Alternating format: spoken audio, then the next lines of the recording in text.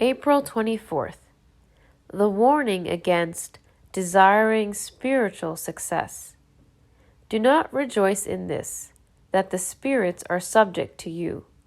Luke 10, verse 20. Worldliness is not the trap that most endangers us as Christian workers, nor is it sin.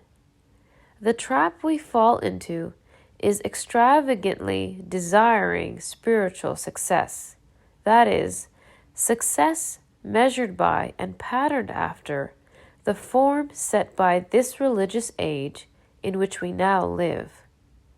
Never seek after anything other than the approval of God, and always be willing to go outside the camp bearing His reproach. Hebrews 13, verse 13.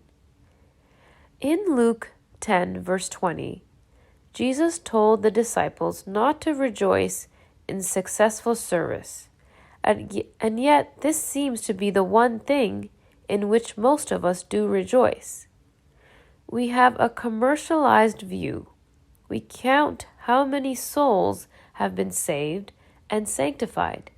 We thank God, and then we think everything is all right.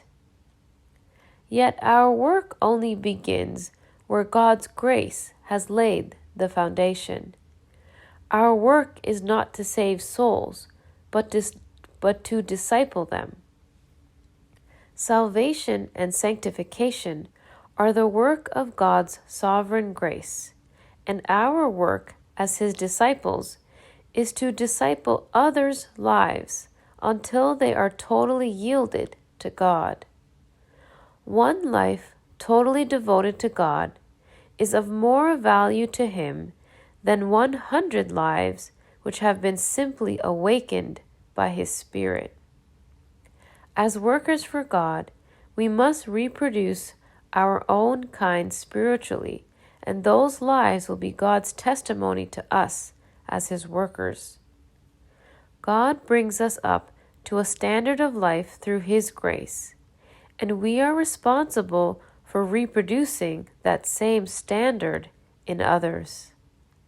Unless the worker lives a life that is hidden with Christ in God, Colossians 3, verse 3, he is apt to become an irritating dictator to others, instead of an active, living disciple. Many of us are dictators, dictating our desires to individuals and to groups. But Jesus never dictates to us in that way.